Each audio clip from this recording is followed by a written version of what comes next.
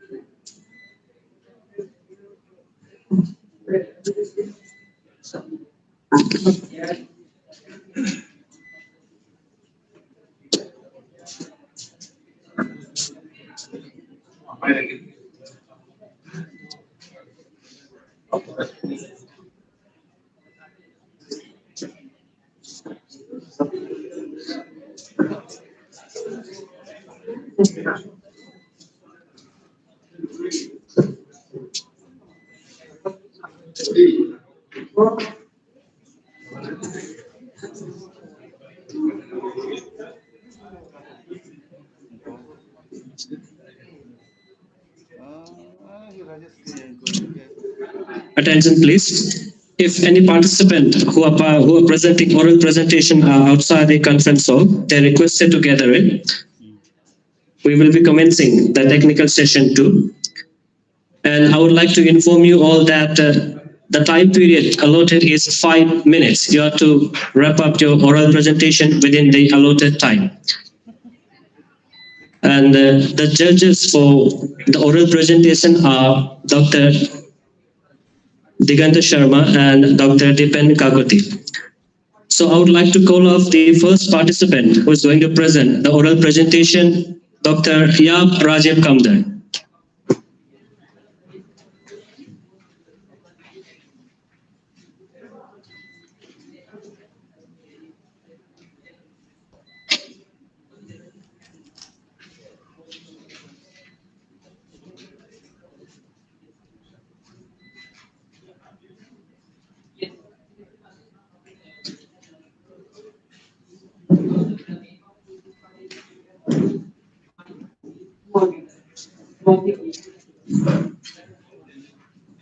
Hello, very warm afternoon to all of you. And my name is Dr. Rajiv Kamdar from Department of Commerce, Rajiv Gandhi University. And my topic is a study of the marketing aspect of pharmaceutical chemistry product in India with a special reference to Arunachal Pradesh. Just for kind of information that I'm just trying to give holistic approach about this chemistry concept, especially when we talk about regarding this that products. Our marketing plays very crucial role in anyway. So because of that, just I want to highlight in especially Arunachal Pradesh is also that emerging hub of this that pharmaceutical drugs. So how these drugs can be that transport or exported and give that well informed about the apart from India. So because of my content of the presentation will be abstract, introduction, objectives, likewise, and see abstract.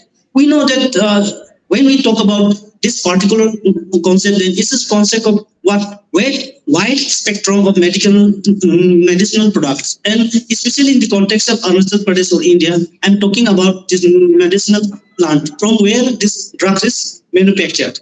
And for your kind of information from secondary source of data, it's that we know that in the volume, the output of Indian that pharmaceutical industry is ranked third, and value, especially in global, it's 13th globally, and 50% of vaccine of global was just supplied from India only, and even in United States and United Kingdom, our supply is more dominated there also.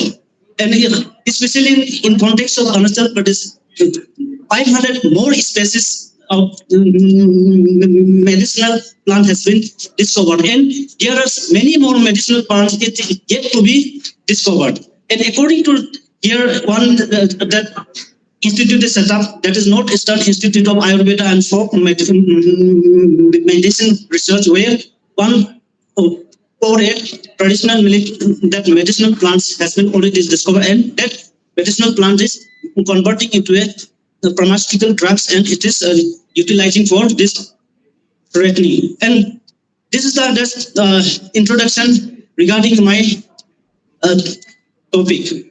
And so here we can see this not only this development of medicinal chemistry. When we are talking about this that development of that drugs, apart from that, this drugs also gives that business dimension to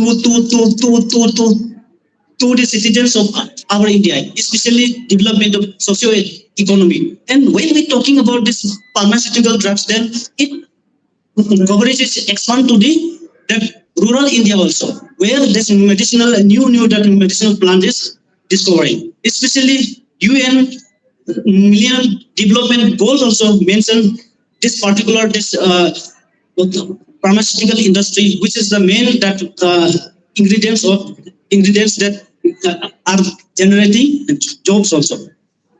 And for my objective study is just to study the marketing aspect of pharmaceutical chemistry product in India with special reference to Arunachal Pradesh.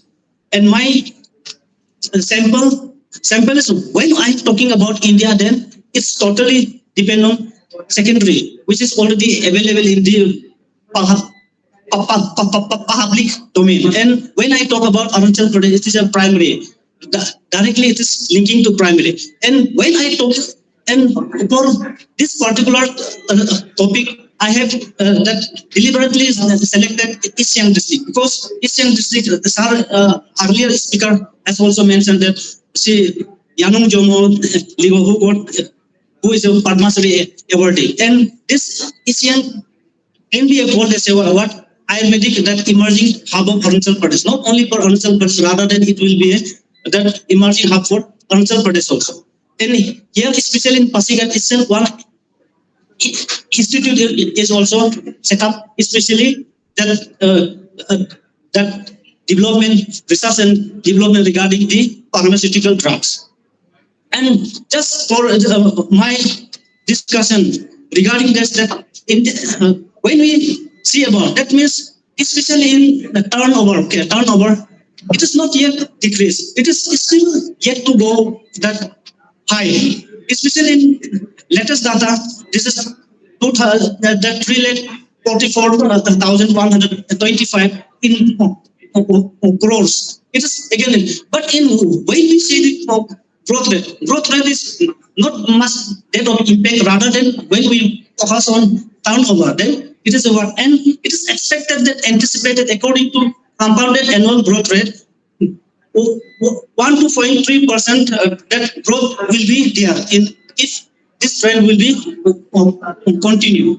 And suppose for data sources, I have that record especially for that secondary primary data, Yamung Jamulaga, and also many persons who have skilled in this that Ayurveda that process. And for secondary data, we have Northeast Institute of Ayurveda and again, Government of India that data has been utilized. According to this Government of data, see how much our that surplus is that our country is earning with the help of this pharmaceutical drugs. And such in conclusion, I would like to add, suppose especially in the context of India, this pharmaceutical drugs is especially in terms of generic medicine, it is well known even for other countries. But in the context of Arunachal Pradesh, this pharmaceutical drugs is yet to be marketized. That means it is not yet. And even this pharmaceutical drugs, especially related to Arunachal, it is just that traditional technique is just utilizing for the manufacturing of this development of pharmaceutical drugs. If there's an innovation or a technological can be used in this manufacturing of this medicinal plant into this pharmaceutical drugs, especially when we talk about this Ayurveda, then this shape size is very deeper. It's look like a generic and it is not eye pleasing. Rather than when we talk about this sophisticated that pharmaceutical drugs, their shape and size is very eye pleasing, and it's that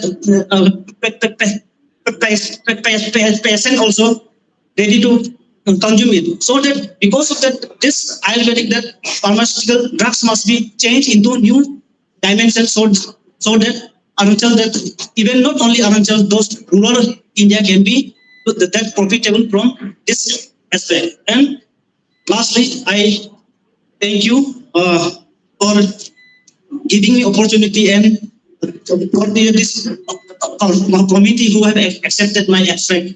And because of that, I'm here. With this, I conclude. Thank you, Rajiv, for the nice presentation. Now, your study district was East Siam, right? Yes, sir. So, if you are asked how we can encourage people, or how we can find out more medicinal plants on this region, like there are many plants which are still people use but still don't know. So, what measures you can take to bring them to light? Thank you, sir. Regarding this, we already know, and during my pilot survey also, I find those who have old people, they have the knowledge regarding how to make this from that drugs from the plants. But that can be, because I'm an NSC, because there's a barrier of language. So because of that, I also don't know exactly how that process is that going on, how that process is implemented. So because of that, especially do we encourage, this is the example that Yanong ma'am has been that recognized from the Government of India. And with this recognition also, there must be awareness regarding how can that pharmaceutical drugs are earning money, and it can be helpful in their socio-economic condition also. When this particular this dimension will be that disseminated to the rural, that old people, then definitely they will encourage and they will delegate their knowledge to their coming generation. Until and unless there's a monetary benefits, they will not encourage. So because of that, there should be that dimension must be that of it. Thank you, sir. Okay, thank you. Thank you very much.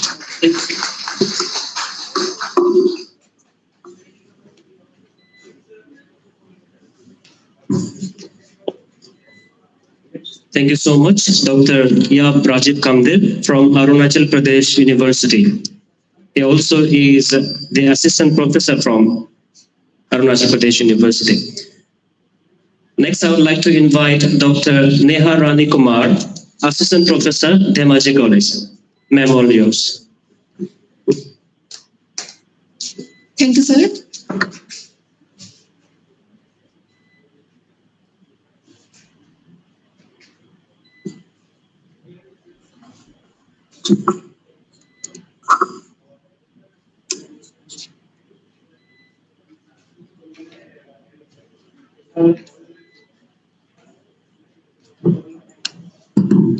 Good afternoon, everyone. So I'm Neha Rani Kumar from Department of Chemistry, Dhemaji College.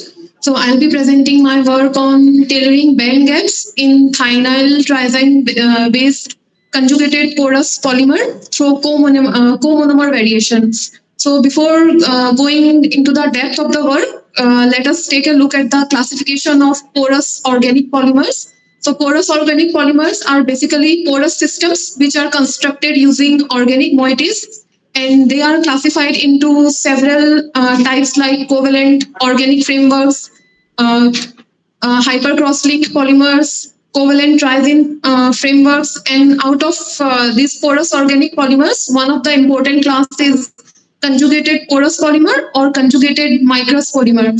So besides that, another classification of porous polymer is based on their size. Those having pore size less than 2 nanometer are known as microporous. Those having pore size between 2 to 50 nanometers are known as mesoporous, whereas those having pore size greater than 50 nanometer are known as macroporous. So this work is basically focused on the band gap engineering of conjugated porous polymer.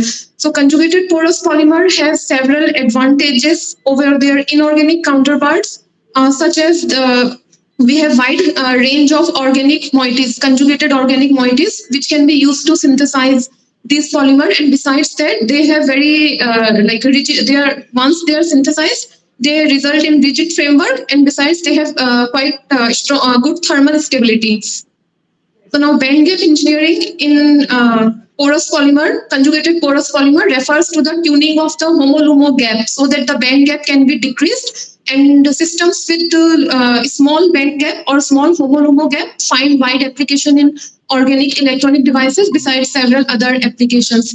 So this tuning of band gap can be obtained by various means, out of which changing the co-monomer is one of the important strategies. So we had selected this triazine-based thiophene on the side to synthesize the conjugated porous polymer. So this system has an inherent donor and acceptor part. The triazine core acts as the acceptor, whereas the thiophene part acts as the donor. So this results in a very good push-pull chemistry. And besides that, it is a C3H symmetric system, and the thiophene units can be easily functionalized for synthesis of polymers, and it also enhances the pi-pi interaction in the polymer framework. So based on all these factors, we selected this moiety for synthesis of CPPs, that is conjugated porous polymers. So this is the synthesis of the polymers. We functionalized the thionyl triazine core by making its triacetylene derivative, and we selected the co-monomers like naphthodithiopene, benzodithiopene, biothiophene, azulene, perilene diamide, and porphyrin. So these are the structure of the polymer frameworks that was formed. So the characterization of the frameworks formed was carried out by using solid state 13C NMR, FTIR, PXRD, and several other techniques. I have shown here the FTIR spectra of the polymers. So in all the FTIR spectra, the precursor molecule has free acetylene unit, which shows a peak at around 2100 centimeter inverse in FTIR spectra.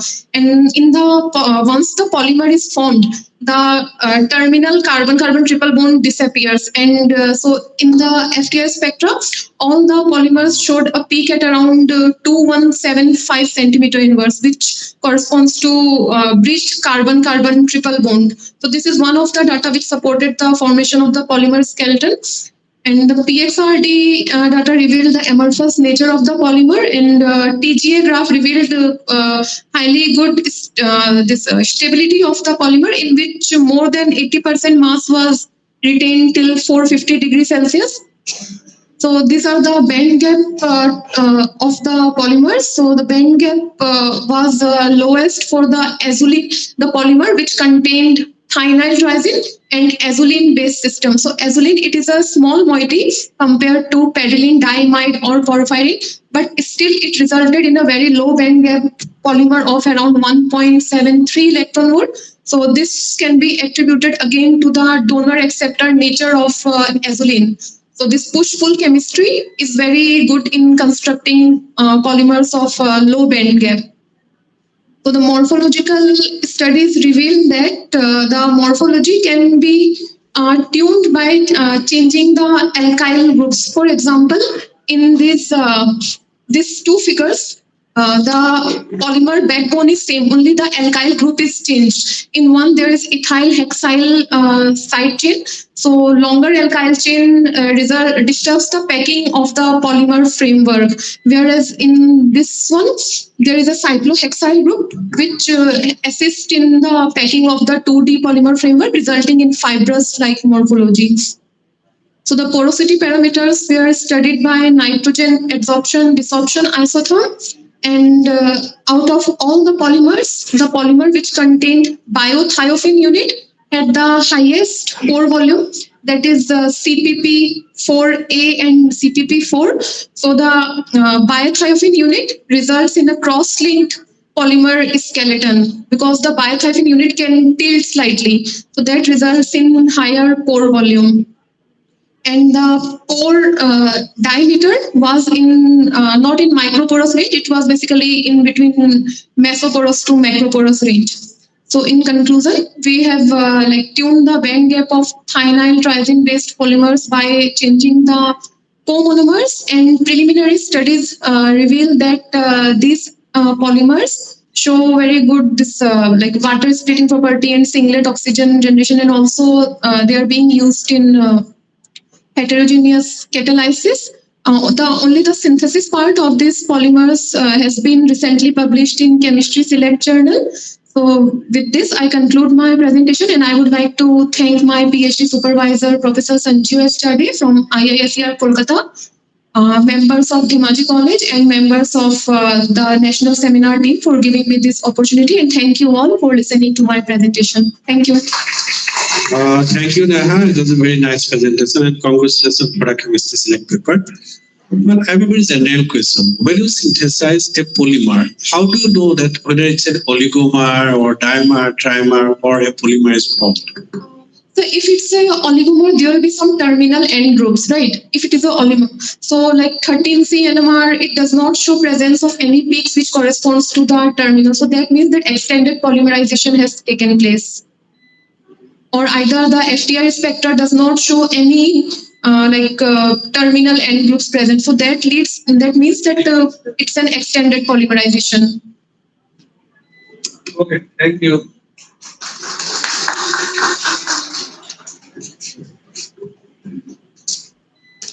Thank you, Dr. Neha Rani Kumar, for very distinct depiction of your research work, and congratulations on a crystal clear oral presentation. A big round of applause, ladies and gentlemen. Next, I would like to invite Ms. Maga Nana Kaka, research scholar, CIR NAIS Itanagar.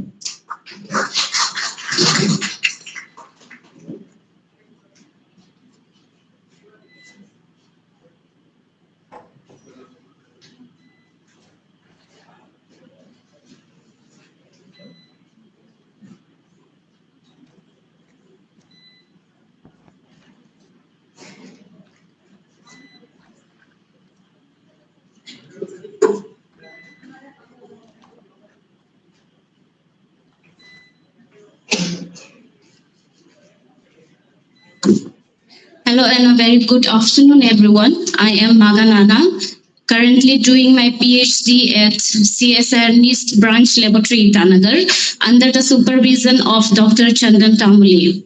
Today, on this auspicious occasion of National Seminar, I would like to present my topic, Development and Analysis of Gallic Acid Silver Nanoparticles for Enhanced Dual Colorimetric Detection of Thiourea and thiophenol using DFT approach. So before moving on to the main topic, for the UG students to understand, I want to tell what nanoparticle is. Nanoparticle is a very tiny particles that ranges from 1 to 100 nanometer in diameter. The concept of nanotechnology didn't start before 1959. It was only after 1959 that a physicist named Richard Feynman first said that there's a plenty of room at the bottom. By this, he meant that there's a plenty of discoveries that needs to be done in the nano levels. So that's why he is also known as the dad of the nanotechnology. Now, why we are discussing nanoparticles? We are discussing nanoparticles because it is special. It is special because it do not follow the simple laws of physics and chemistry. Let us just take an example of a housefly, which is not even in the nano levels. So when we see a housefly, it is moving in very rapidly, right? But for them, we are moving in a very slow motion. So even though we are in the same environment, the time is different for us. So if there's any Marvel movie fans here, I guess now you understand why Ant-Man could time travel and travel fast when it is in small size. Now, the key feature that make the nanoparticle gives this ability is because nanoparticle has large surface area to volume ratio. Now, if you compare these two cubes, the cube in your right side has more surface area. That's why it would have the ability to interact more with the environment. Nanoparticles show lots of different properties. One property I would like to discuss is optical properties because most of my work depends on the optical property of the material. Now, optical property is how the light interacts with the metal. Let us take some few examples of bulk silver. We have mug, we have different size and shapes of silver. Now, when we see it in a light, we see the color silver. That's why we have another name called silver color. But it is not same for nanoparticles. For different shape and size, nanoparticle shows different color. So on your left side is just a silver bulk with all, doesn't matter what the size is, we have the silver color only, but on your right, you'll see different colors. So now coming to our topic, we'll first discussing about green synthesis of silver nanoparticles using plant extract. Then after that, we'll be discussing about characterization and optimization. Then we'll go for colorimetric detection, selectivity, and finally the DFT study and real sample analysis. Now for green synthesis, I have choose this plant called Terminalia cebula, which you already know, I think is commonly called as Helica. So Helica has gallic acid in it. Now after drying it and powdering it, we extracted gallic acid from Terminalia cebula. After that, we added Terminalia cebula to silver nitrate. Silver nitrate is a clear solution. Now, this is the setup that we did in our lab. So after that, stirring it for 40 to 45 minutes, the silver nanoparticles get reduced. And after nucleation and growth, it forms gallic acid silver nanoparticles. So this is the UV absorbance peak of our nanoparticle. It changed from colorless to yellow, and the peak the peak with the red color shows the UV peak of the silver nanoparticles formed, which confirms that it is indeed a silver nanoparticle at 430 nanometer. So now let's discuss on characterization. After doing the characterization, we found that the nanoparticle was around 60 to 80 nanometer in diameter. The shape was spherical, and we can see some agglomeration in the picture. From XPS data, we found out that there were 3 elements present, that is carbon, oxygen, and silver. There was no presence of nitrogen, which confirmed that all the nitrogen were converted into silver. And if we see in the XPS spectrum of silver, we see a doublet spectra at 368.2 and 374.2 electron volt, which again confirms the formation of reduced silver. XRD showed that our particle had face-centered cubic lattice.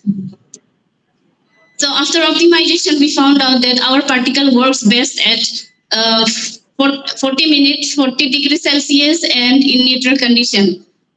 For colorimetric detection, we did detection of thiourea and thiophenol, which is environment contaminant. So on addition of the thiourea and thiophenol with our silver nanoparticles, the SPR peak decreased, and also there was a change in color from yellow to brick red for thiophenol, and for thiourea. For thiophenol, it was from yellow to orange, and for thiourea, it was from yellow to brick red. The LOT was around 5.79 nanomolar, which is very less as compared to lots of other references. For thiophenol, it was 0.13 micromolar. After doing the selectivity with lots of cations, anions, and bases, we found out this peak, which showed that our particle reacted only with thiourea and thiophenol. Now let's discuss on DFT and real system. Please come to the conclusion. You have already exceeded your time. Okay, sir. So this is the DFT analysis. For conclusion, I would like to say that in an environment, in a world that needs fixing of our environment, our work collides with green synthesis of silver nanoparticles, and using this same nanoparticle to detect environmental pollutants like thiourea and thiophenol. This work has already been published in Inorganic Chemistry Communication in the year 2023. Thank you. Okay, thank you. It was a nice presentation, though you needed a little bit more time, I understand, but there is a time constraint. So I have a very small question. What is the role of plant extract in nanoparticle formation? Sir, our main idea is to convert silver nitride into silver particles. So it's like converting silver plus to silver zero. So this is what the plant extract play. They help in reducing the plant as well as to stabilize the silver nanoparticles. So what is there in plant that reduces silver? So phytochemicals, that is they react with that was I was coming to the DFT point now. Okay, anyway, thank you. Thank you, sir.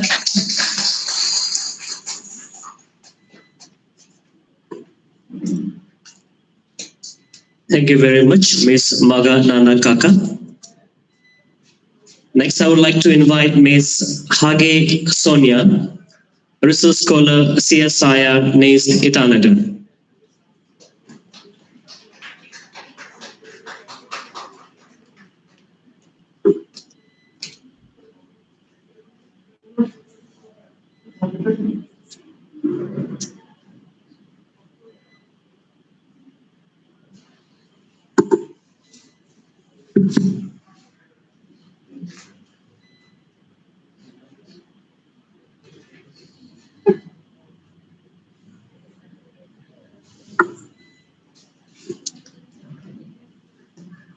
Okay. First of all, a very good afternoon, everyone. My name is Hage Sonia, and I'm from CSIR East Branch, Itanagar. My area of interest is natural product chemistry, and I'm doing my PhD under the supervision of Dr. Chandan Tamuli, sir. So today I'm gonna speak on preliminary work which I have done. So today the topic is, my topic is ammonium dalbatum, a promising natural anti-diabetic and anti-urease agent. So I would like to start with the introduction that in present days, we have a sort of challenge to deal with hyperglycemia. Hyperglycemia is a medical term for high blood sugar, and it ultimately leads to diabetes. About 90% of the diabetes is because of type 2 diabetes, and it results from insulin deficient and insulin resistance. So according to World Health Organization, it has been estimated that about 1.5 million people dies every year due to diabetes, making it seventh leading cause of death globally. So to treat diabetes, there are different kind of medications at the market, like synthetic medications, specifically biguanidine, sulfonylureas, acarbose. Acarbose is alpha-glucosidase inhibitor medications. It usually inhibits alpha-glucosidase enzyme. So to understand the alpha-glucosidase inhibitors, I would just give a brief introduction on alpha-glucosidase enzyme. Alpha-glucosidase enzyme is the last enzyme responsible for the hydrolysis of carbohydrate into glucose. Now, this glucose is absorbed in the blood, and so as the blood level increases. So therefore, medications such as acarbose or any natural product inhibitors specifically target to inhibit or stop the production, stop the hydrolysis step of alpha-glucosidase enzyme, so that it can minimize the production of glucose in the blood level, blood. So such ways it can be minimized. So another kind of disease which is also of serious concern is Helicobacter pylori-borne disease. It is a gram-negative bacteria, and it resides in the small intestine, with infects the mucosal cavity. So it leads to peptic ulcer and also chronic stomach cancer. So basically, this Helicobacter pylori is a pathogen, and it resides in the small intestine and colonizes the intestine, and it requires basic conditions to survive in the acidic environment of the stomach.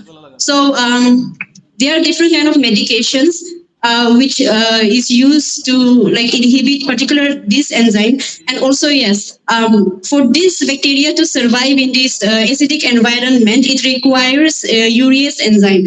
Urease enzyme is already present at the surface of Helicobacter pylori surface, which will hydrolyze the urea into ammonia. And this ammonia will neutralize the acidic environment of the stomach, so as leading, which will ultimately leads to post ulcer.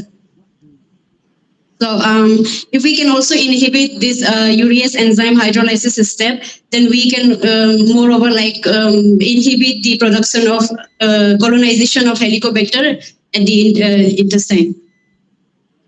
So the objective of my work is chemical investigation of a few selected medicinal and aromatic plants of Arunachal Pradesh, specifically evaluation of its therapeutic value, emphasis on anti-diabetic, anti-inflammatory, and anti-urease activity. I particularly worked on this plant Amumum dalbetum, which I have collected it from Papumpare district of Arunachal Pradesh. It belongs to Gingiveraceae family, and locally, Nisi people especially call this plant as talan. And through the literature report, it has been reported that many parts of the plant, such as bark, rhizome, leaf, and flowers, have been reported to show different bioactivities, including antiseptic and anti-diabetic. Especially its flower part shows reported to have shown good anti-diabetic with IC50 values of 5.38 microgram per ml. So my study basically focused on the exploration or continuation of exploring the anti-diabetic and anti-urease potential of its seeds. So from in vitro bioactivity results for both anti-diabetic and anti-urease activity, it has been found that the most active subfraction of methyl extract, EASF80, inhibited alpha-glucosidase and urease enzyme with IC50 values of 5.32 microgram per ml and 86.72 microgram per ml. And also the additional glucose uptake assay was also observed. So from the result, it can be observed that as compared to insulin, when the concentration of the plant extract increases, specifically at 20 microgram per ml, it has the highest potential to utilize glucose. So through HPLC, we have identified 5 bioactive compounds such as quercetin, gallic acid, and sinapic acid, transferolic, and p-comeric acid. These acids are secondary metabolites which are present in plants. And also additional GCMS analysis also reported like 19 volatile compounds which have different medicinal properties, including anti-diabetic properties. So lastly, to see its drug likeliness character, we have done in silico analysis for both the alpha glucosidase and Helicobacter pylori enzyme. So from the result, we have found that gallic acid and synapic acid tends to form a good protein ligand interaction when compared to other bioactive compounds which we have isolated. And to verify to confirm its stability, we have further done the simulation studies. So I would like to conclude that amomum dalbetum seeds, which I think most people tribal people, we usually consume, and I think we are not aware about it. So through in vitro activity, like our team has found that it shows good anti-diabetic and anti-urease potential. So if further research can be done, then it could lead to new natural drug candidate. So thank you. And this is the paper recently which I have published in Natural Product Research. This was published in January 2024. Thank you. Thank you, Sonia. Nice presentation. Thank you, sir. So, which software you use for this DFT calculation in silico studies? So we use ANOVA Discovery. Okay. And general question. Yes, sir. Like you worked on this diabetes. So diabetes is of two types, type Yes, 1 sir. and type 2. So Yes, what is sir. the basic difference? Sir, type 2, like I mentioned, type 2 diabetes is basically because of insulin resistance or insulin in resistance and less insulin production by pancreas. Type 1? And so type 1 diabetes is basically, we can consider it's also as hypoglycemic. I think you need to check. Yeah, okay. Thank you. Yeah, okay, thank you, sir.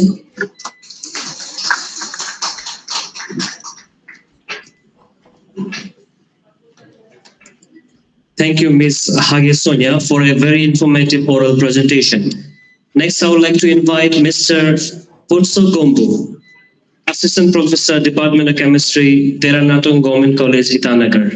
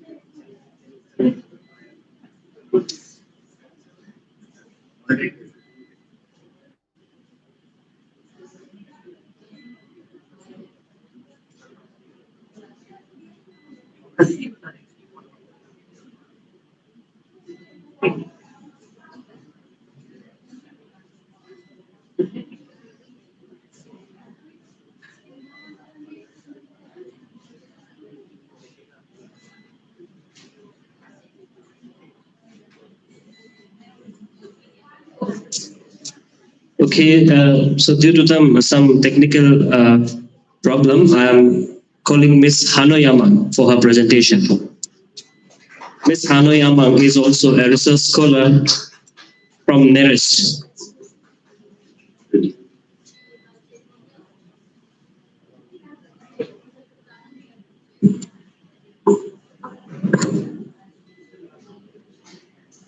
Good afternoon, everyone. My name is Hano Yamam. I am a PhD student in the chemistry department, NERIS, and I'm currently working under the supervision of Dr. Jagannath Puya. So today I will be discussing a part of my topic, that is a comparative study of experimental and computational work on epoxy identity isoporphyrin and their applications. So these are the contents. It includes introduction, application, method of synthesis, analysis, and finally conclusion. First, I would briefly like to introduce. I would like to tell about what exactly are porphyrins. So porphyrins are tetrapyrrolic macrocycle compounds. They have 22 pi electrons, but out of 22 pi electrons, only 18 pi electrons are involved in aromatic. In forming aromatic structure. As you can see, the aromatic structure has been highlighted by black. And these are the different positions that are present in a porphyrin. It includes meso position and beta positions. Now I'm telling you about the meso position because the isoporphyrin that I'm going to discuss today is. It involves the addition of compounds in meso position. That is why, and these are different tetrapyrrolic compounds that are present in nature. Apart from porphyrin, chlorine, bacteriochlorine, and isobacteriochlorine are also present in nature. So they all comprise of tetrapyrrolic compounds. Now, see, apart from tetrapyrrolic compounds, it contains a cavity in the center of the porphyrin gland. So depending on the type of metal which is present in the cavity of the porphyrin ring, they form different structure in nature. For example, the induction of iron in the center of the cavity forms heme. And if we include magnesium, then it forms chlorophyll A and bacteriochlorophyll A. Likewise, there are many other examples as well. First is the porphyrin, second is the metallated porphyrin, which is after the addition of metals. And another important topic which we will discuss, it is about isoporphyrin. Now, isoporphyrin is important because it is a special tautomer of porphyrin. It occurs due to the movement of inner pyrrolic protons to one of the meso positions. Like I have said before, meso positions are of utmost importance here because a pyrrolic proton get transferred to the meta position and it forms isoporphyrin. So now I'm talking a lot about isoporphyrins, but it has got special applications and I will be discussing about its importance in the next slide. So these are the applications. First, apart from isoporphyrins, even simple metallated porphyrins are also of importance. So metallated porphyrins, they are used in manufacture of different supramolecular assemblies and in catalysis, artificial photosynthesis, and molecular electronics. And they are also used as infrared dyes and photovoltaic cells. Now coming to isoporphyrins. So isoporphyrins are used as photosensitizers in photodynamic therapy and photothermal therapy. Now photosensitizers are agents that are used that absorbs light of specific wavelength and they convert it into useful energy. So that energy can be used in photodynamic treatment, used in cancer treatment, I mean. So this is a pictorial representation of how photosensitizers are used. First, a person with cancer, a photosensitizer, like I said, for the isoporphyrin can be acted as photosensitizer in this case. So once it is inducted in a person, it absorbs it, and when it comes in contact with light, cancer cells are exposed because of the presence of photosensitizer. So this is the importance. Once we induce photosensitizer inside the person, it helps with the help of light induction to kill the cancer cells, to kill the tumor cells. And thereby that is why we are especially focusing on isoporphyrins. Now, because of that, we have tried to synthesize identity isoporphyrins in our work.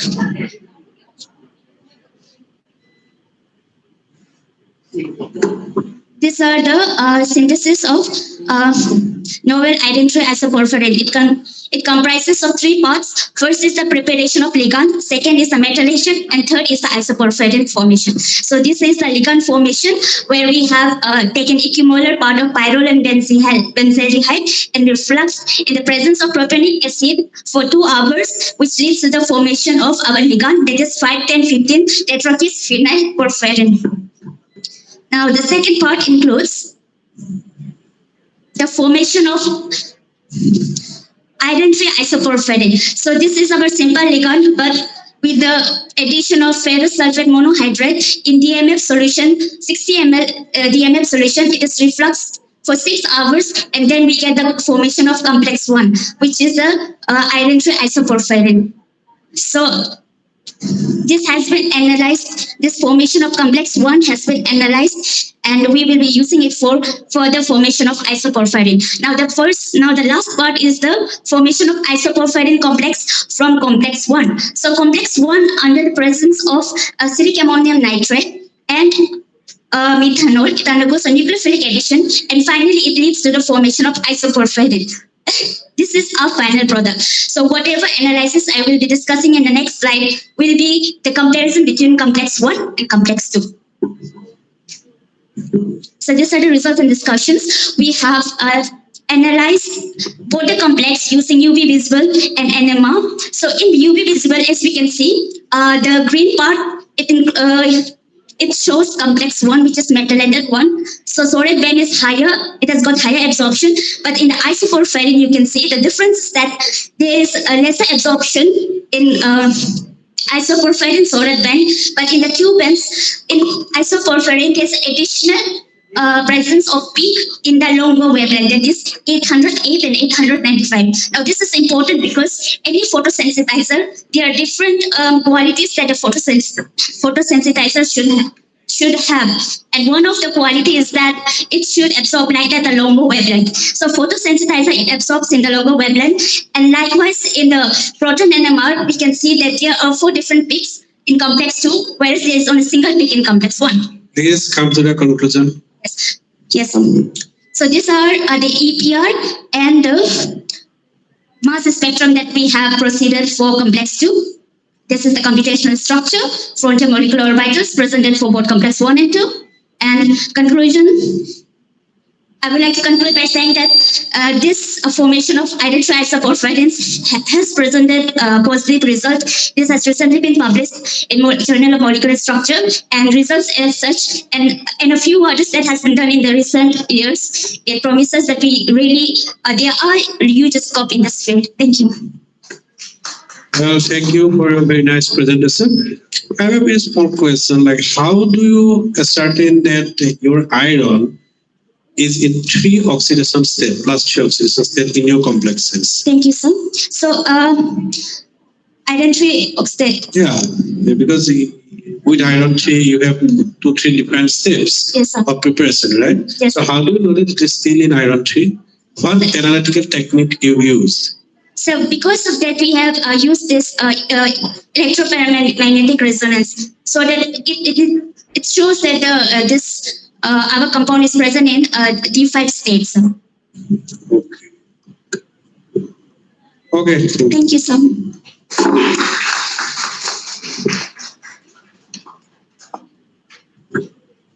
Thank you, Ms. Hanoyama from NERIST, for a very energetic oral presentation. Next, I would like to invite Dr. B.K. Mishra, Assistant Professor, Dera Natang Government College, Itanagar.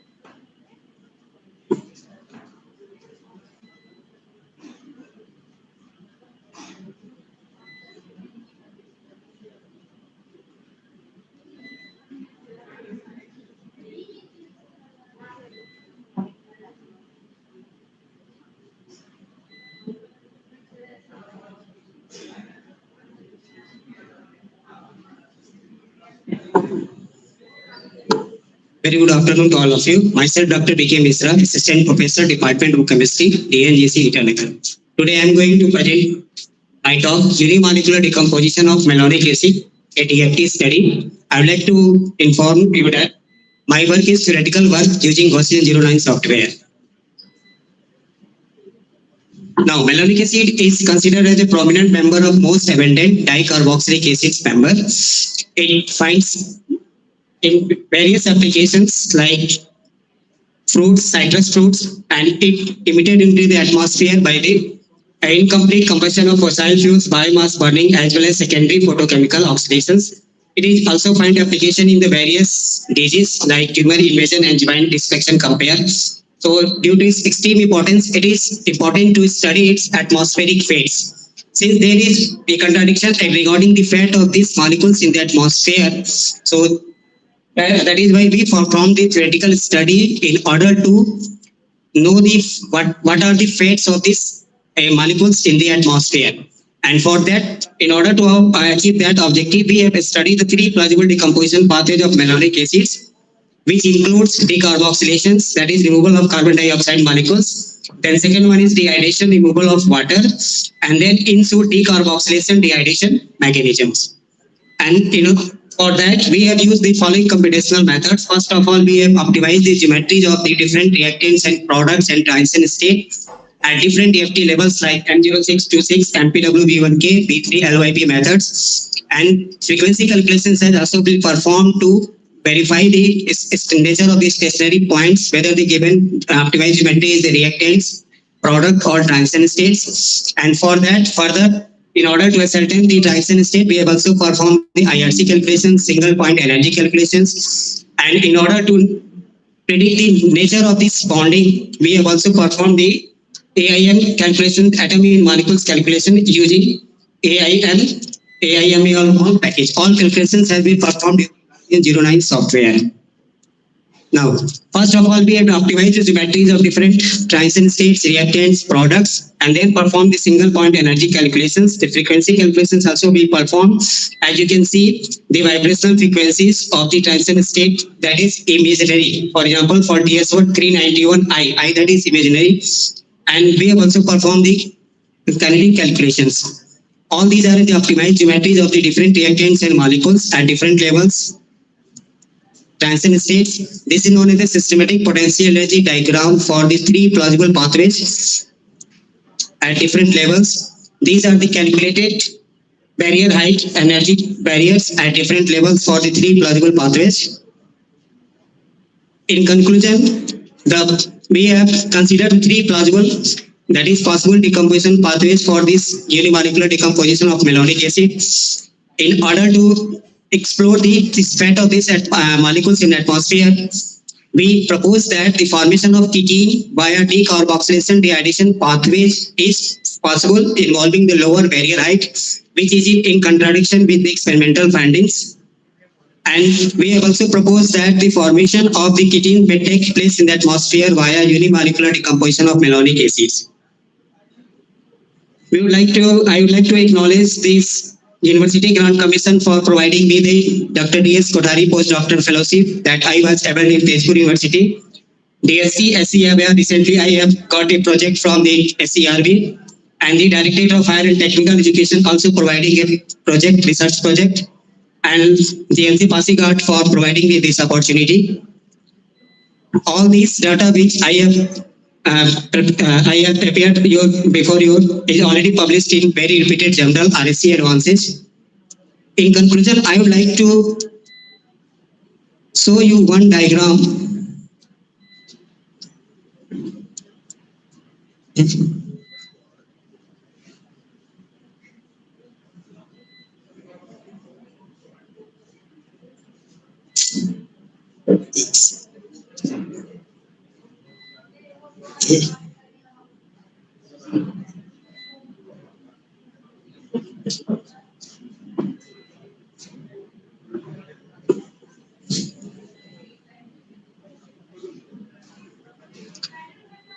Okay, in organic chemistry, we usually learn about the transition state, but I am quite sure none of you have identified the transition state, how it's looked the transition state. For example, you can visualize this molecules. This is the one of the volatile organic compounds, 3-hydroxybutanol. In this diagram, you can see this is the reactant molecules. In this labeling of this carbon 3H and 11H. Now, this is the transition state which we optimized during my research. You can easily see this hydrogen is eliminated by this OH radical, which is found in the atmosphere. And then the formation of this radical and the product H2O. So this is known as the transition state. And here you can see this.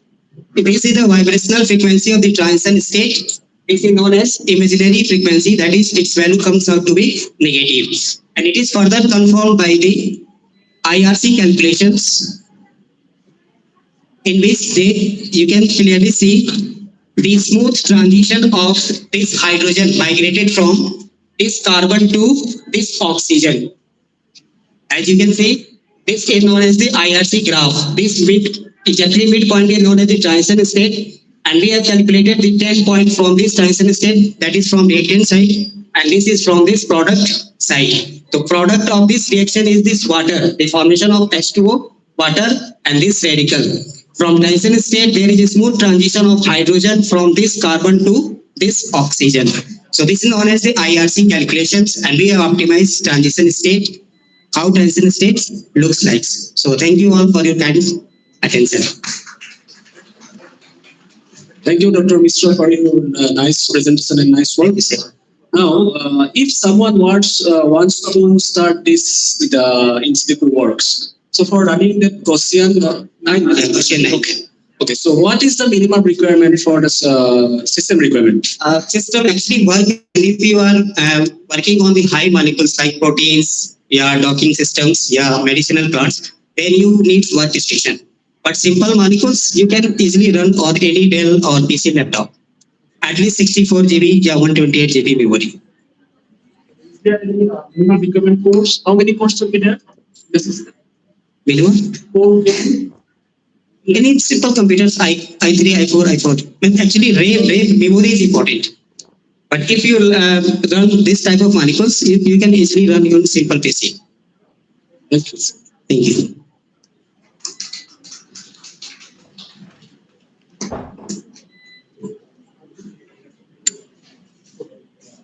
Thank you very much, Dr. V.K. Mishra. So we are into the last person who is going to present the offline oral presentation. Due to some technical reasons, he had to be shifted down to the last.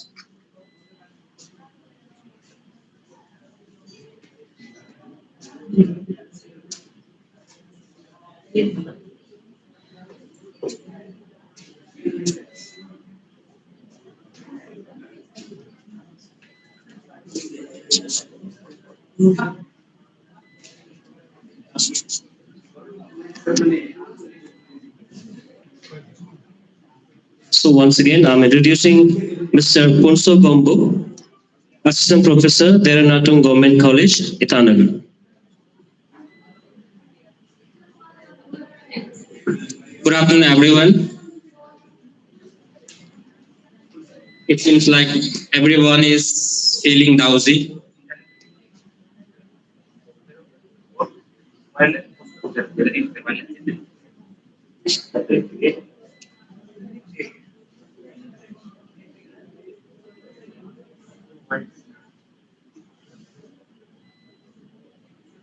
Okay. Well, my name is Punso Gombo, Assistant Professor, Department of Chemistry, Deranatung Government College. And today I will be talking about characterization and application of alcohol dehydrogenase.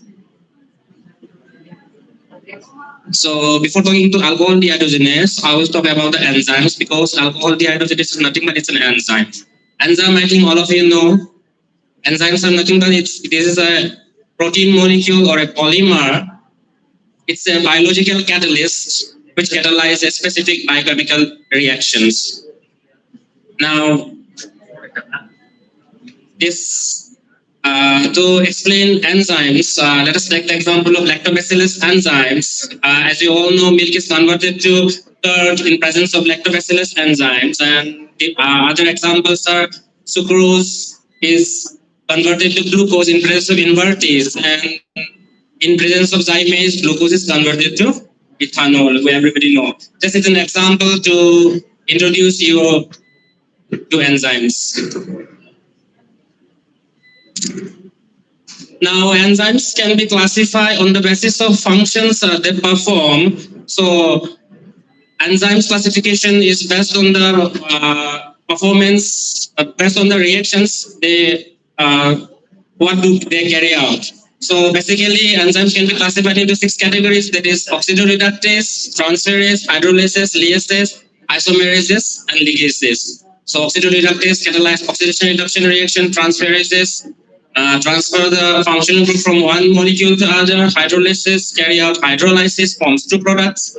Lyases clip bonds between carbon nitrogen. Isomerase carry out isomerization. Ligases joins 2 molecules to give you bigger molecule. So now coming to the enzyme of my interest, that is alcohol dehydrogenase. Alcohol dehydrogenase belongs to oxidoreductase group of enzymes which carry out oxidation reduction reactions, which catalyze the reaction between alcohol and its interconversion towards different carbonyl compounds.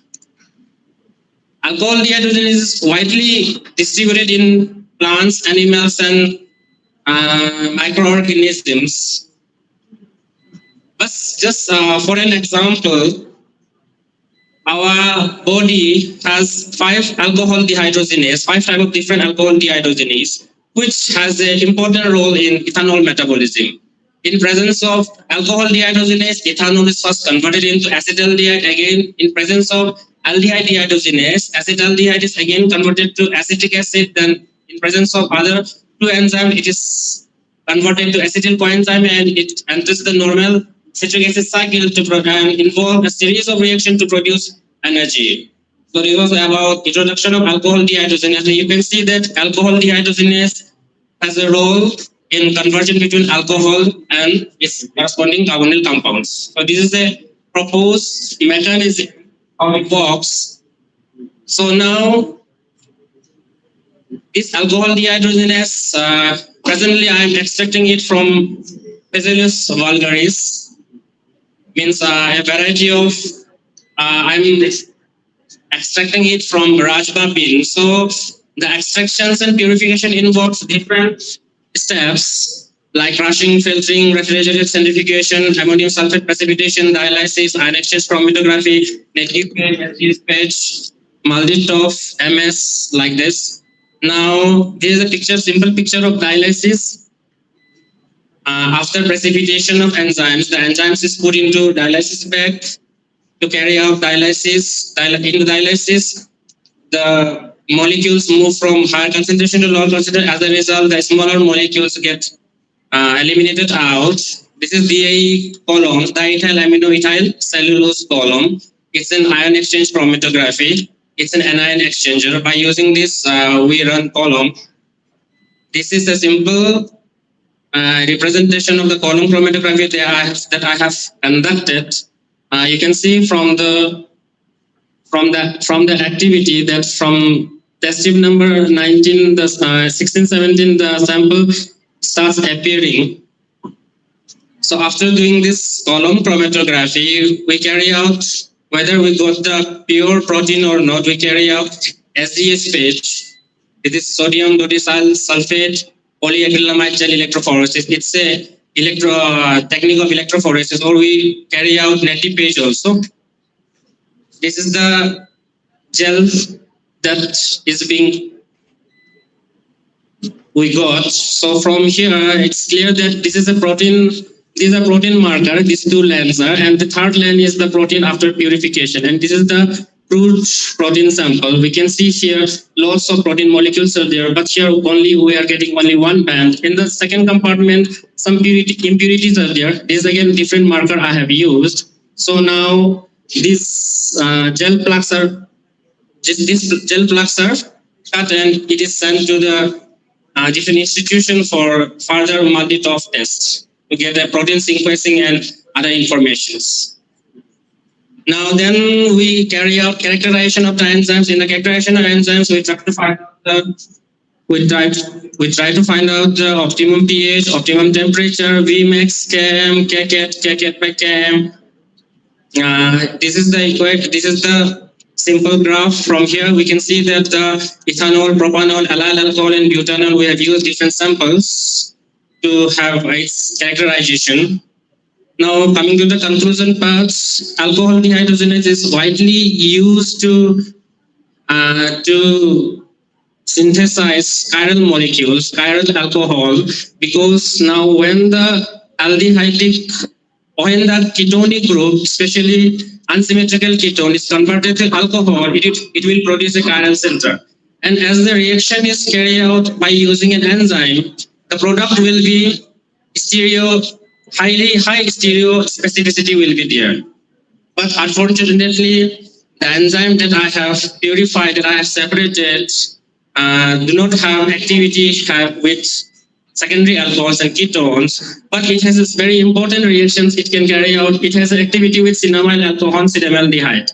Now, cinnamaldehyde and cinnamyl alcohol and cinnamaldehyde are the two important compounds for fragrance industries, perfume industries, and the importance of this reaction is that in cinnamyl alcohol, the double bond is intact. So if we carry out reduction of cinnamaldehyde to cinnamyl alcohol, no problem. Please conclude. Yes, sir. It's the last line. Just here, it will be converted into alcohol, but at the same time, the double bond gets reduced. Double bond will, but if we use enzyme, the double bond will remain intact. So it's an important application. Thank you.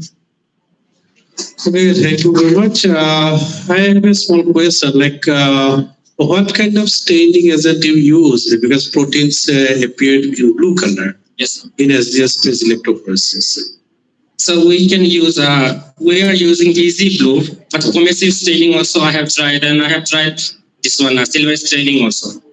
Okay. So I'm using this one, Easy Blue. And about your application, because there are many oxidizing agents available who can selectively oxidize alcohol in presence of a double bond. So, what is the advantage of your method over? Yes, sir. As far as I have found that if we use inorganic catalysts, there are lots of side products are forming. As a result, the perfume becomes it is not free from what called contaminants. But from this reaction, it will give you a pure 100% only cinnamyl alcohol. No side product will be formed because the alcohol without double bond is more thermodynamically it's more stable. So by different methods, it was not achieved so selectively. Okay, thank you very much. Thank you, sir.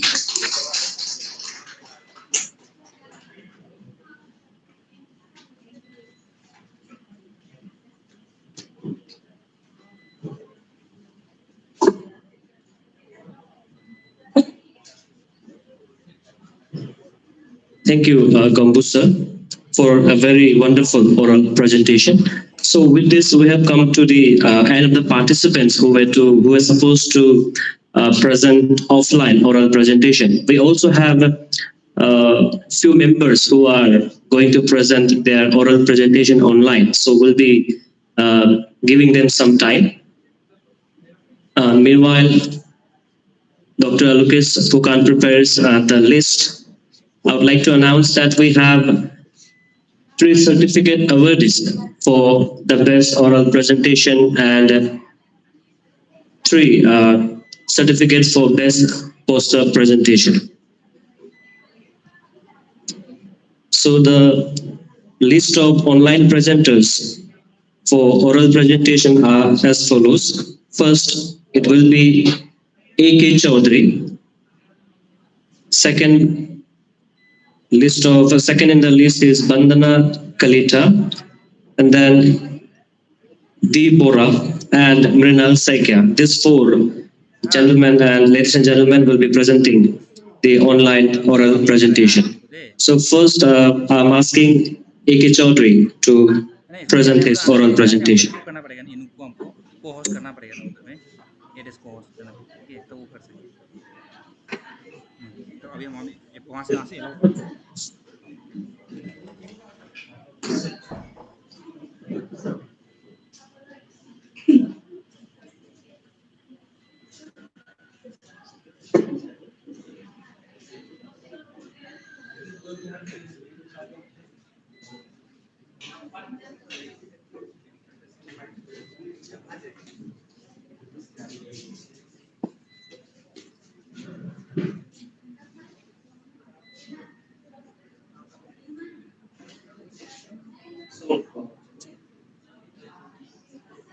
Hello.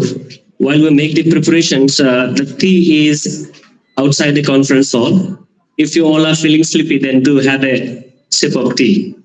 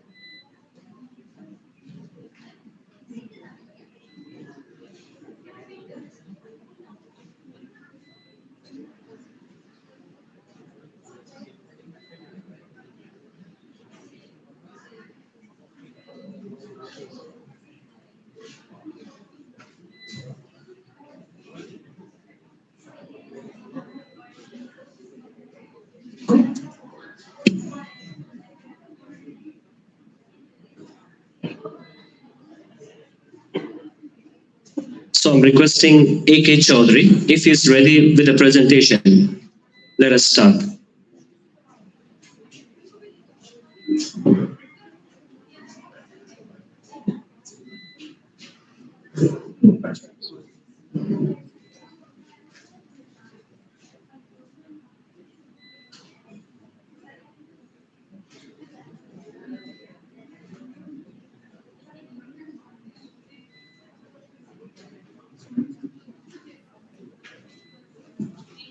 Hello.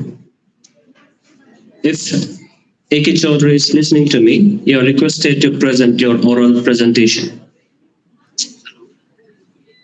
A.K. Chaudhary is listening to me, you are requested to present your oral presentation. A.K. Chaudhary is listening to me.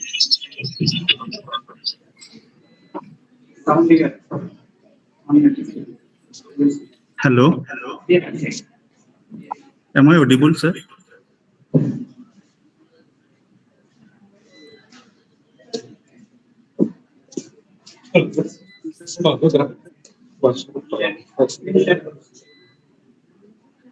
Hello. Good afternoon, sir. Am I audible?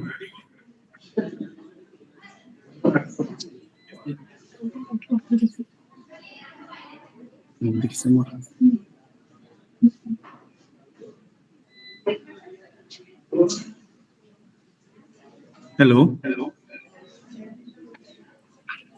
Yes, you are audible. Okay, sir. So a very good afternoon, everyone. My name is Abdul Quddus Chaudhary, a PhD scholar of NERIST. Today, I'm going to present a seminar titled Novel Histamine-Bound Magnesium Porphyrins and the Inhibitory Role of Histamine in the Photodegradation of Chlorophyll A. First, introduction. The porphyrins are macrocyclic compounds. Here, from this figure, we can see that porphyrins macrocycles contains total 26.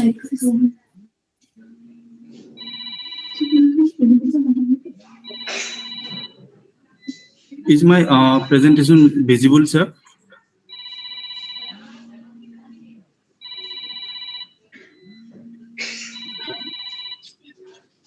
I have already No, your presentation is not visible. We don't see your presentation till now. Sir, I have already shared here. I have already shared my screen.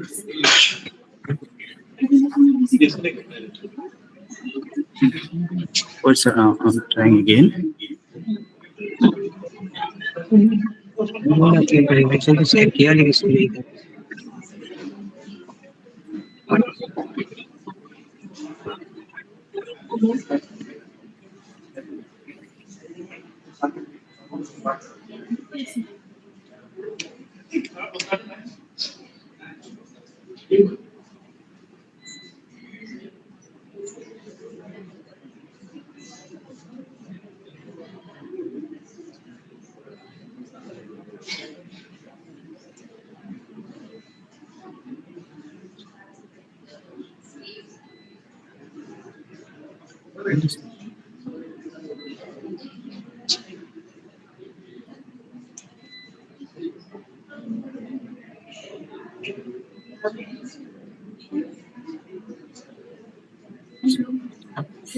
Sorry, sir. Actually, I heard some error are occurring during, you know.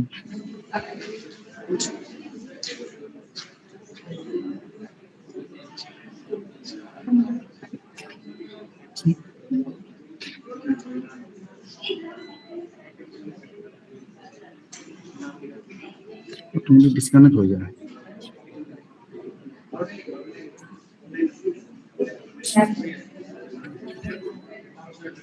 Sir, actually here getting disconnected automatically after sharing the screen.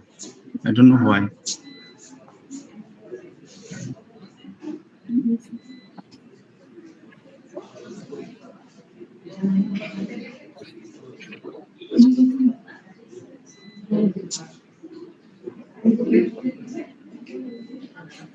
So, automatic disconnect.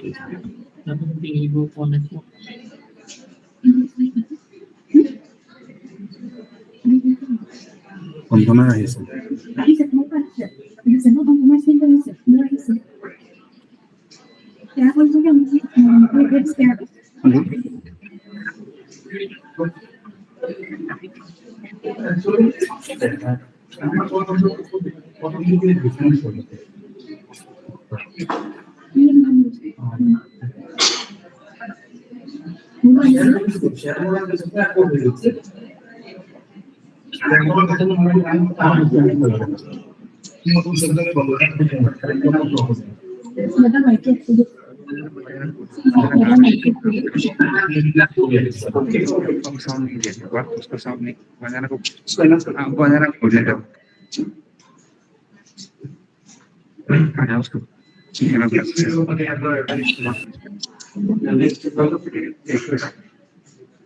As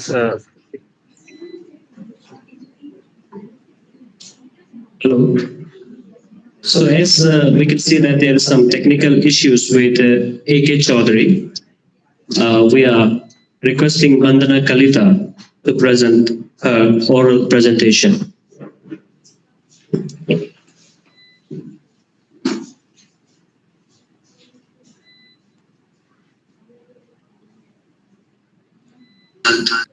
Oral presentation.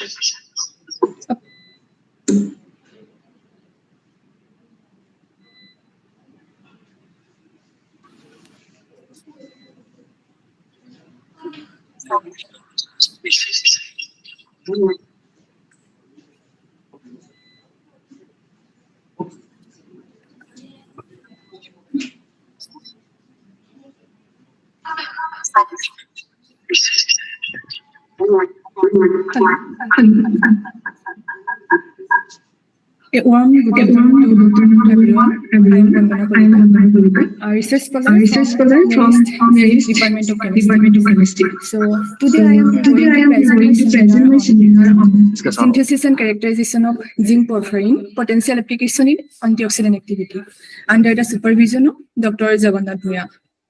So I am coming to the introduction part. Metalloporphyrins and their complexes with various ligands play an important role in biological processes and exhibit properties like medicinal catalytics and sensing, etc.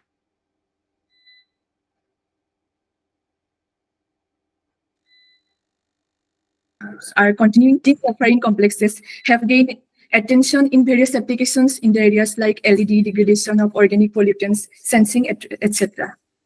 So, and I have performed an application on zinc metal porphyrin like antioxidant properties. So first of all, I have taken benzaldehyde along with pyrrole and reflux under 30 minutes and get free base porphyrin. And then I came to the synthesis part of metal porphyrin. So taking the free base porphyrin, that is 4-tetrachlorophenyl porphyrin along with zinc acetate, and taking. Sorry, sir. Full screen one.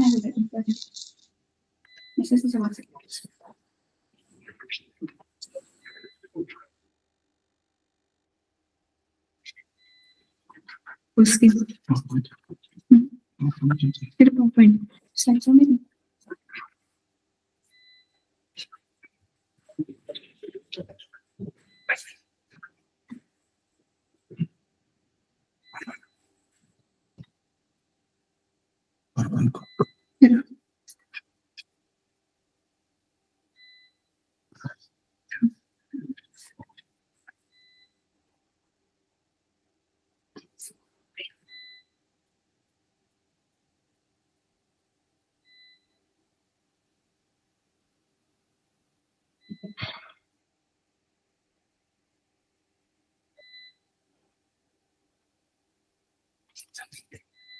So now in continuation, I have synthesized zinc metal porphyrin by using tetrachlorophenyl porphyrin along with zinc acetate and using solvent DMF and refluxes in 4 hours and getting the compound.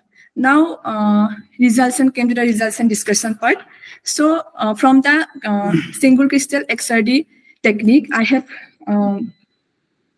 I came to know that the compound 1 crystallized in the P1 crystal system with a triclinic unit cell, and the average zinc nitrogen bond distance of the zinc and the 4 nitrogen of the 4 pyrrole is found to be 2.03925 angstrom, and the displacement of zinc metal from the main porphyrin plane is found to be 0.006 angstrom. And from the UV visible and IR spectrum, we are confirmed about the crystal structure. The rate shift of the UV visible spectrum supports the binding of zinc metal to the free base porphyrin, and the stretching frequency like 1328 centimeter inverse confirm that there is bound of zinc in the porphyrin. And came to the theoretical study. The theoretical studies have been carried out using Gaussian 16 software to comparison with the experimental study. And we have, and the geometry of the complexes was optimized at DFT level. And here is the comparison of certain bond length like zinc and the nitrogen. And we found some comparison value, and it's a very minimum differences we have found. And here is the optimized structure of zinc porphyrin. Now, I have performed an application part on antioxidant activity. So antioxidant therapy has governed significant scientific interest for its capacity to define different oxidative stress and several diseases associated with cancer. Numerous synthetic antioxidant compounds, including different metal complexes, have been discovered. So we have synthesized zinc porphyrin, and I have studied antioxidant capability and found that the compound has good antioxidant activity. And since antioxidants are substances that neutralize or remove free radicals from donating an activity, that is the ability of a substance to protect cells from damage caused by free radicals, by trap the free radical. So, and the compound gives maximum antioxidant activity at 100% concentration. Here is the antioxidant activity, the graphical representation. This is only free base porphyrin, and the light blue color is metal porphyrin. And we found the highest value at 100% concentration. Antioxidant actually oxidative stress occurs due to the generation of free radicals, and free radicals destroy some cells in and health tissue. And antioxidant neutralize or remove the free radicals and minimize the oxidative stress. Now we came to the conclusions. The synthesis and crystal structure of zinc porphyrin complexes that I have synthesized is described here. And the compound is characterized by UV visible and FTIR and XRD techniques. And as evidence from the crystal structure, compound 1 is crystallized in the P1 crystal system, which is a triclinic unit cell. That is, there is no symmetry constraints on their unit cell parameters except for 1 and -1 axis. And the metal to the free base porphyrin To support the experimental results, theoretical studies at the DFT level have been performed using Gaussian 16 software. And finally, I have one application is performed, that is antioxidant active properties, and which is exhibited by synthesized complexes using DPPS cleavaging assay for the first time, and the compound one exhibit maximum antioxidant activity at 100% conclusion. And this is the references. Thank you.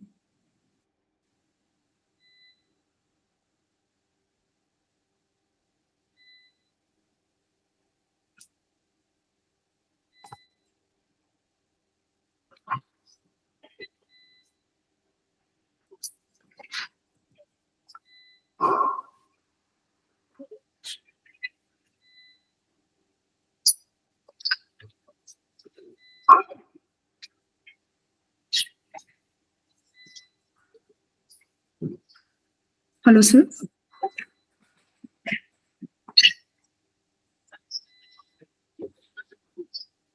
Hello, sir.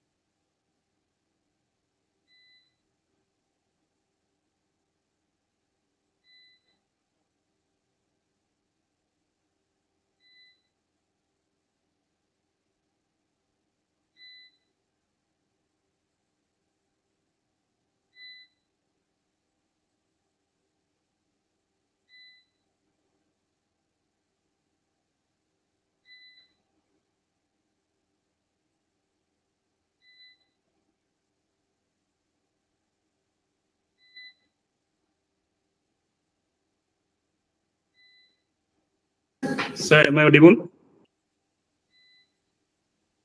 Am I audible, sir?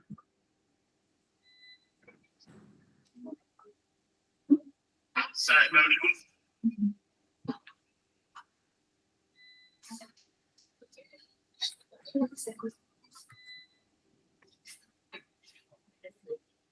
Slide to A can I go here? Next can I go?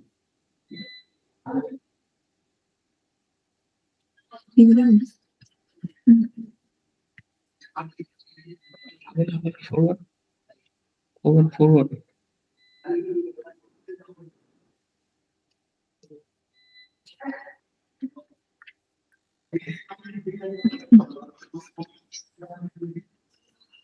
So am I audible?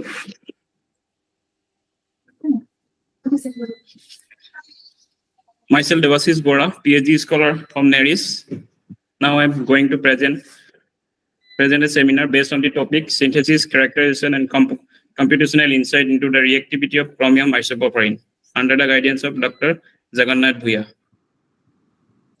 These are my contents. Now I comes to the introduction part.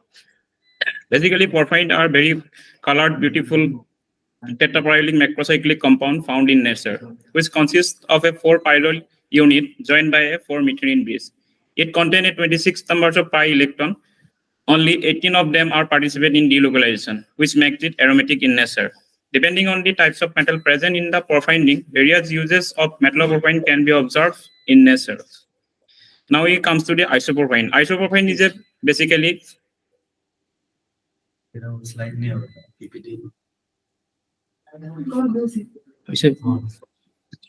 so isoporphyrin is basically tautomers of porphyrin, which involved by the movement of a hydrogen of a inner NH group to a meso position, which makes it sp3 hybridized. Initially, it is sp2 hybridized. The presence of saturated bridging mesocarbon, it interrupts the macrocyclic conjugation, thus makes it aromatic, non-aromatic in nature. Due to presence of this, all the chemical and all the spectrochemical and chemical properties are defined from this parent porphyrin. So electronic absorption spectra of metalloisoporphyrin are defined from its parent porphyrin. It contains a strong absorption peak at a very high wavelength at around 800 to 1000 nanometer, which is known as U band, as compared to porphyrin, which is occur at 500 to 650 nanometer. And a bathochemic shift also observed at around 420 to 450 nanometer. For the first time, we have synthesized 3 new chromium isoporphyrin as only the iron zinc copper complex, which are earlier reported. These are the 3 isoporphyrin complex from this parent porphyrin, this and this. All are well characterized by the spectroscopy method, UV visible, mass spectra, and proton NMR. For the first time, we also performed the theoretical study of the all synthesized complex at DFT level, such as geometry optimization, energy calculation, and simulation of UV visible spectra. And furthermore, for the first time, we investigate the antioxidant property of the synthesized complex and compare them to their parent porphyrin. These are the 3 parent porphyrin, and these are the porphyrin isoporphyrin tautomers, and these are the novel 3 chromium isoporphyrin complex. So now come to the methodological part. Basically, a series of 3-base porphyrin will be synthesized by condensation of pyrrole with defined benzaldehyde in propionic acid medium, as reported by Elder and Longo procedure. Now it comes to the synthesis of metalloporphyrin. Metalloporphyrin can be synthesized by refluxing with of a free base porphyrin with respected salt in DMF medium. These are the schematic representation of synthesis of free base porphyrin, and these are the schematic representation formation of metalloporphyrin. And now it comes to the synthesis of isoporphyrin complex. These are the schematic representation of synthesis of isoporphyrin complexes by using the steric ammonium nitrate as an oxidizing agent. Now it comes to the result and discussion. So as earlier we discussed, the UV visible spectra of isoporphyrin are different from its parent porphyrin, and these are the UV visible spectra of my 3 synthesis complex. Now we comes to the proton NMR spectra. As due to presence of sp2 hybridized mesocarbon, all the NMR spectra are defined from its parent porphyrin. Now it comes to the ESR mass spectra and electrochemical study. For the ESR mass spectra of this complex, that is 2B, we get 786.09, which is related to molecular ion peak, and which corroborate with the binding of methoxy group at mesoposition and chloride as a axial ligand. Now it comes to the cyclic voltammogram of the complex 2B, which shows that only one irreversible reduction peak at very low reduction potential, that is minus 0.26 volt, which shows that how isoporphyrin are unstable in nature as compared to parent porphyrin. Now it comes to the theoretical study. All the theoretical study we have studied at Gaussian 16 software, and Gauss 6 view is used for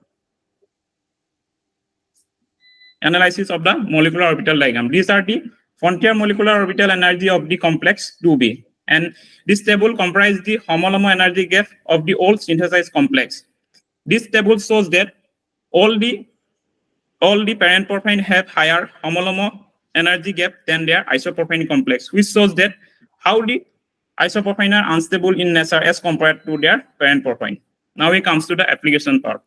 So application part, we have studies antioxidant study of my newly synthesized chromium isoporphyrin. These are the antioxidant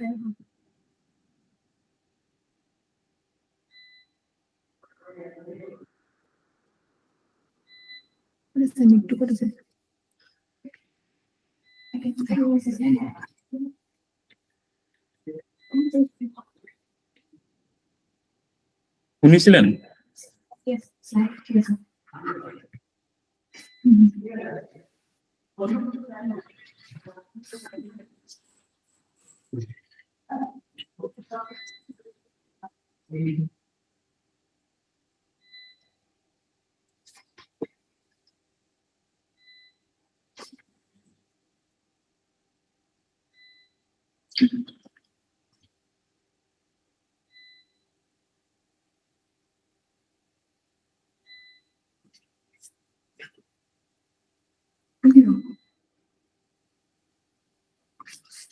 Now it comes to the conclusion part.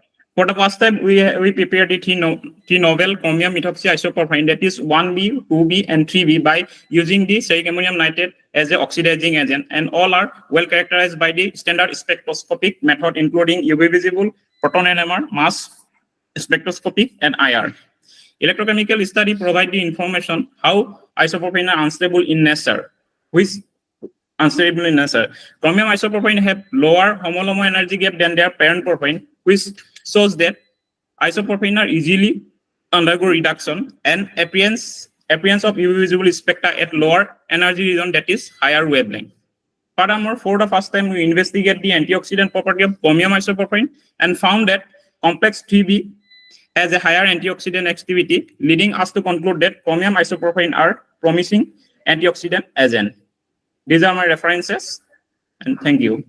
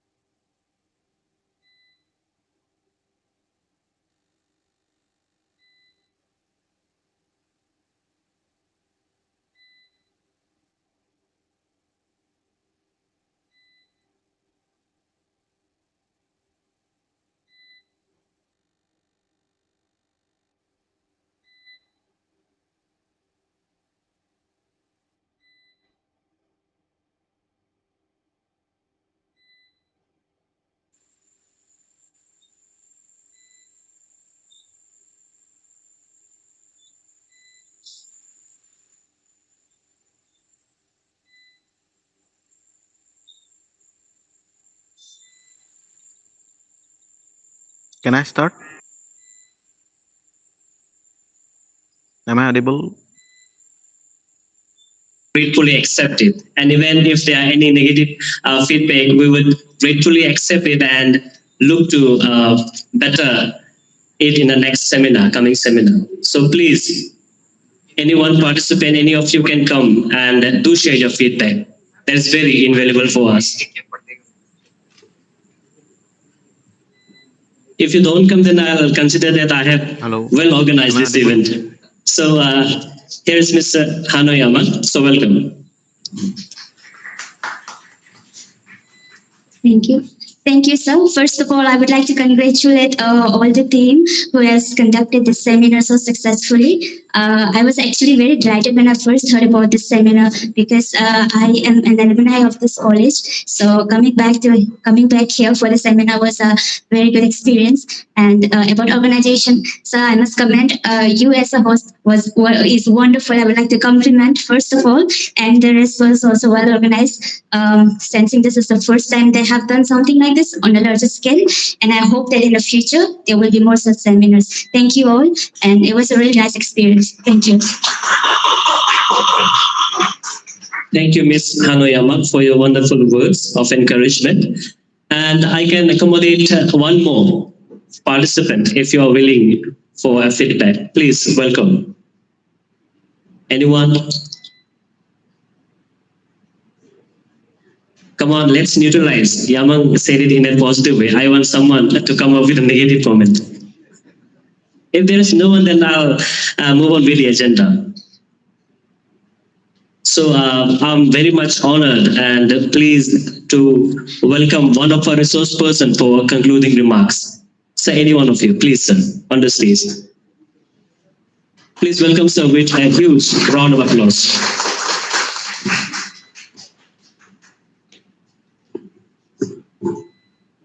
Well, first of all, I congratulate Department of Chemistry of both the colleges, JN College as well as Dhemaji College. I believe Dhemaji College has organized in the past, right? This is not your first seminar, but of course, much credit goes to JN College, Locus particularly, and his team that for organizing such a nice seminar. We have, I mean, ever since we,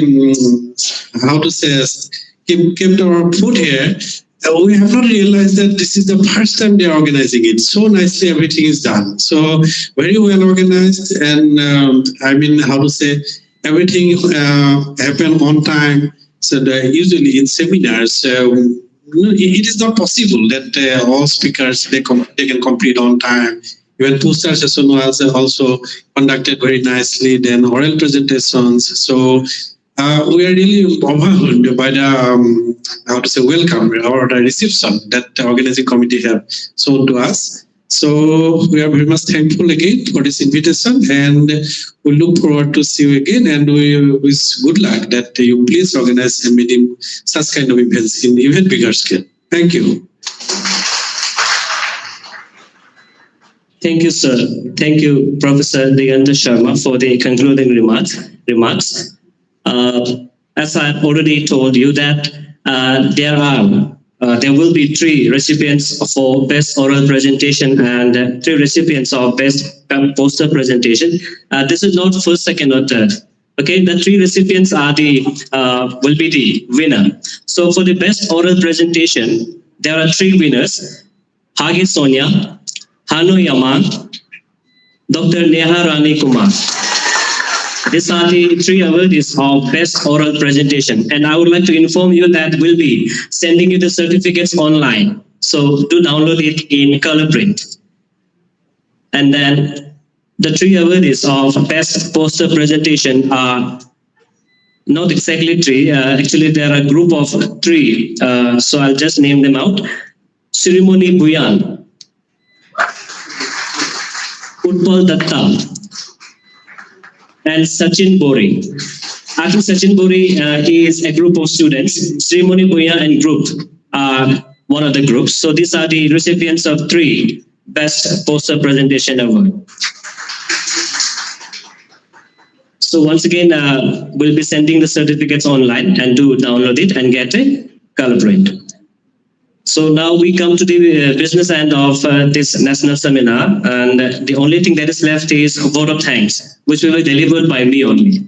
So once again, I would like to thank all the resource persons who have taken so much pain in traveling long distances, coming over to Pasigar and sharing their knowledge, wisdom, and field of expertise with the students and also the participants. Sir, I'm looking forward to all of you participating in our future events also. I would like to thank the participants from the Dhemaji College who are, as I told you, that are in collaboration with our college for organizing this national seminar. And also a big round of applause and thank you to the students who have been patiently listening to all the lectures and the oral and poster presentations. And to all the workers, to all the devotees who are working backstage and have helped us in making this seminar a success. So once again, I would like to thank you all. Thank you. So with this, we officially conclude the national seminar. Thank you.